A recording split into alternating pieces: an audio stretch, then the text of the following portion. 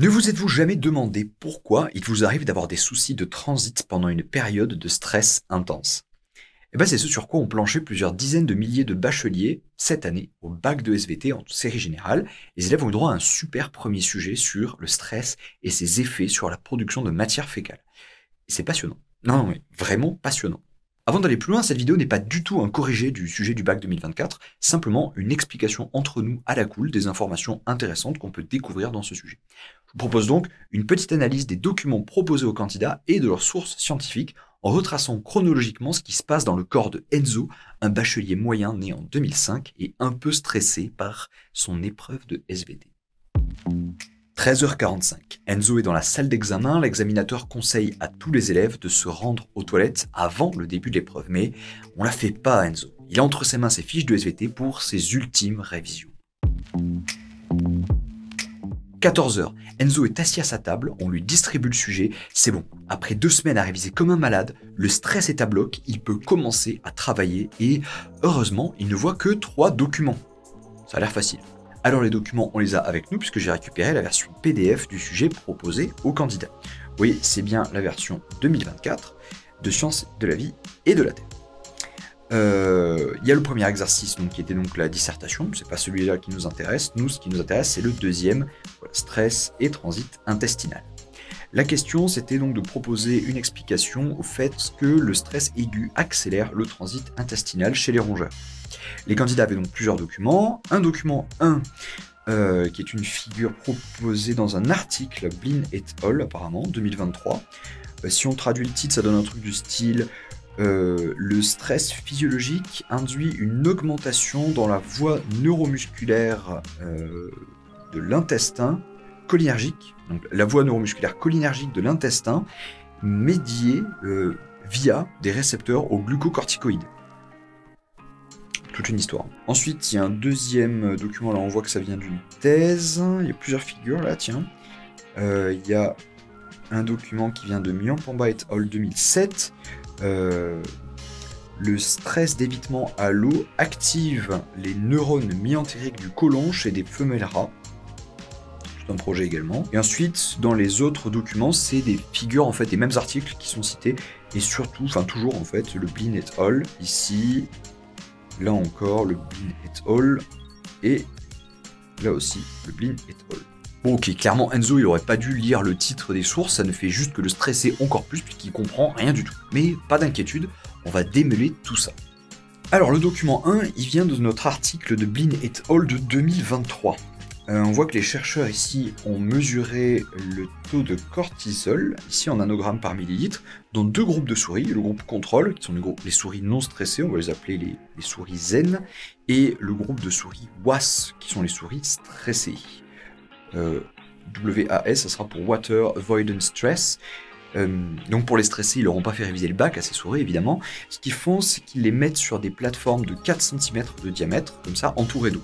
Donc la souris elle aime pas ça, ça la stresse, et ils les laissent comme ça pendant 1 heure, tous les jours, tous les matins, pendant 4 jours. Et après ce traitement de 4 jours, ils prélèvent le sang de la souris, et là ils font le dosage du taux de cortisol. Ce qu'on voit, c'est que donc, le groupe de souris stressées a un taux de cortisol assez nettement plus élevé que le groupe de souris témoins, donc à peu près, je sais pas, 5 à 6 fois plus élevé. Donc l'analyse, elle n'est pas trop difficile jusque-là. A priori, le stress induit une libération de cortisol plus importante dans le corps des souris. 14h05. À ce stade, clairement, Enzo produit du cortisol, hein, mais ça va. Bah ouais, il comprend le premier document, ça a l'air facile, et c'est déjà un tiers du sujet. Hein. Un tiers ?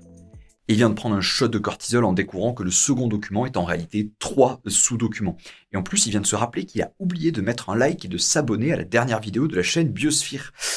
Rien pour arranger son stress, quoi. Le document 2A, donc. C'est un schéma qui est tiré de la thèse de Le Bouvier. On va faire un résumé très rapide, c'est pas une analyse scientifique très poussée. Hein. Donc, on voit une coupe du tube digestif. Là, ici, c'est par là que passent les aliments. Comme ça. Ici, cette première enveloppe-là, j'espère qu'on le voit à l'écran, c'est une enveloppe avec des villosités qui va permettre l'absorption des nutriments. Autour de cette enveloppe, on trouve 2 enveloppes musculaires, donc une première qui se trouve ici, hop, et une seconde autour qui se trouve ici. Voilà. Ces deux enveloppes musculaires sont importantes puisqu'elles permettent des contractions qui vont assurer l'avancée du contenu de l'intestin. Et entre ces deux enveloppes, il y a des ganglions nerveux, donc ici, ici, ici, ici, ici, ici, ici et ici. Et cette couche de ganglions nerveux est importante ici puisque c'est ce qui va être étudié dans le prochain document. Le document 2B donc, c'est tiré de l'article de 2007, donc le plus ancien, et c'est une visualisation des ganglions entre les couches des muscles. Vous savez, les ganglions nerveux qu'on a vus. Ils ont appliqué un traitement qui permet de visualiser les neurones qui sont actifs. Alors pour faire ça, en très bref, ils repèrent avec des molécules fluorescentes la présence d'une protéine bien particulière dans le noyau des neurones, la protéine FOS. Si elle est présente, ça indique que le neurone est en train d'intégrer plein de signaux, donc qu'il est actif. Et donc là ici, on compare encore deux lots de souris, donc des souris zen et des souris stressées. Ici.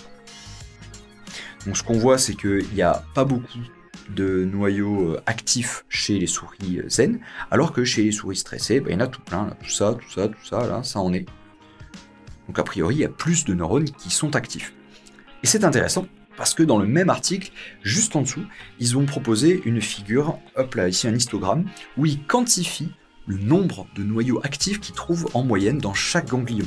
Et donc, vous avez en blanc ici les souris zen, en noir les souris stressées, et on voit là très nettement que les souris stressées ont plus. Donc là par exemple, dans le côlon proximal, il y a 5 fois plus, 6 fois plus même, de neurones actifs dans les ganglions.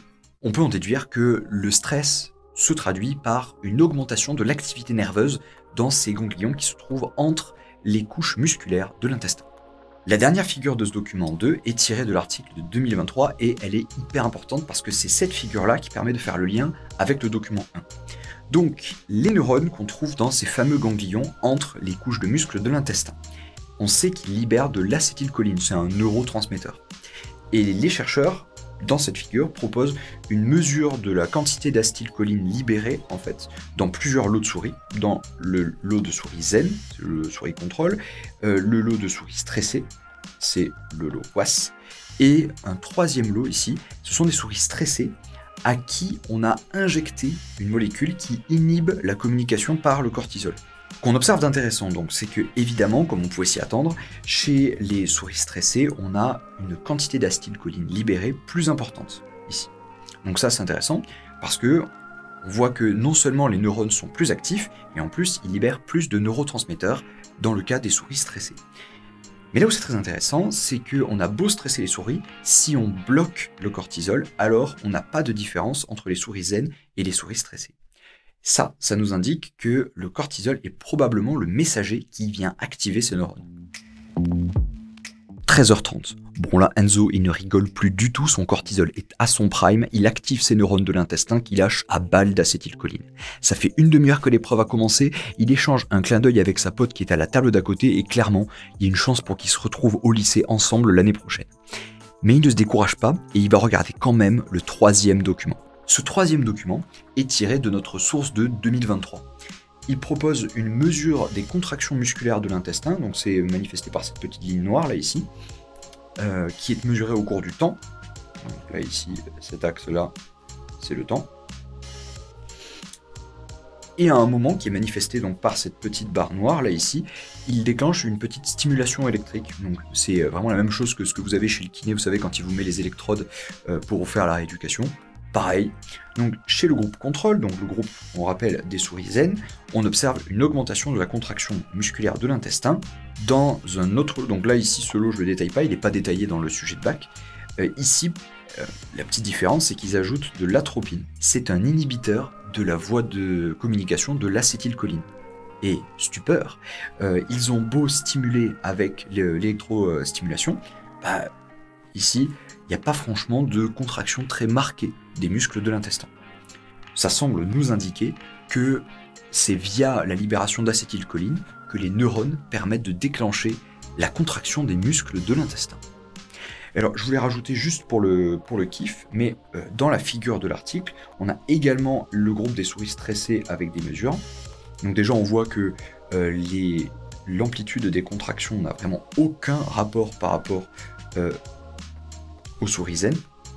On voit que pendant l'électrostimulation, il y a effectivement une contraction un peu plus importante, et on voit que l'atropine ici permet également de réduire la contraction. Ok. Dernier document, et pas des moindres, il vient encore de la source de 2023. Les chercheurs proposent ici une mesure du FPO, c'est le Fecal Pellet Output, donc en gros la production de crottes par les souris, chez plusieurs lots. Donc Day 0, c'est les souris avant qu'elles soient stressées, donc c'est les souris zen, et Day 4, ici, c'est les souris après qu'elles aient subi les 4 jours de stress là, sur leur petite plateforme autour de l'eau, donc c'est les souris en cas de stress. Ce qu'on observe, c'est que donc il y a à peu près en moyenne un peu plus de 5 pelotes fécales qui sont produites en 60 minutes pour les souris zen, alors qu'il y en a, je sais pas, moi je dirais entre 12 et 13 chez les souris stressées. Donc cet écart qu'il y a entre les deux lots ici, peut l'associer au stress et donc dire que le stress se traduit effectivement par une augmentation de la production de crottes chez les souris. Et supplément qui n'est pas inintéressant, dans le lot qui se trouve juste ici à droite, ils ont stressé les souris, mais ils leur ont donné la molécule qui inhibe la voie de communication au cortisol. Et là, on n'observe plus de différence significative. Ok, c'est moche. Donc la différence qu'on observe ici, elle n'est pas significative. Et on ne peut pas dire qu'après le traitement stressant, les souris produisent plus de pelotes fécales. Ce qui semble donc nous indiquer que l'effet sur le transit du stress est annulé quand on inhibe la communication au cortisol. On peut donc faire un petit bilan général de tout ça. Le stress, ça induit la libération de cortisol. Le cortisol, lui, il active les neurones de l'intestin. Ces neurones, ils vont donc libérer de l'acétylcholine. Cette acétylcholine, elle augmente les contractions musculaires. Donc ça fait un boost ici des contractions. Et comme on l'a dit, ces muscles-là qui permettent de faire avancer en fait le contenu de l'intestin, tout ça, ça va fluidifier le transit intestinal. Et donc il fait plus de crottes. Au final, il est 14h40, Enzo est en sueur et il va falloir commencer à rédiger, mais il a, comme qu'il dirait, mal au ventre. Il lève la main, demande à l'examinateur de se rendre aux toilettes, mais malheur, aucune sortie n'est autorisée pendant la première heure. Moralité, il aurait dû sortir aux toilettes au lieu de relire ses fiches. Bon, j'espère que cette vidéo vous a plu, un peu plus originale que d'habitude, un peu moins léché sur le plan des animations. J'ai testé un nouveau truc avec la tablette et tout pour pouvoir produire les animations, entre guillemets, en live pendant que je vous explique le sujet, pour produire cette vidéo dans des délais relativement courts et permettre de coller un petit peu à l'actualité. J'espère que tout ça vous a plu. N'hésitez pas à me dire dans les commentaires ce que vous avez pensé de ce format. Je vous souhaite de bonnes vacances d'été à ceux qui en ont. Et on se dit à la rentrée pour de prochaines vidéos. Au revoir.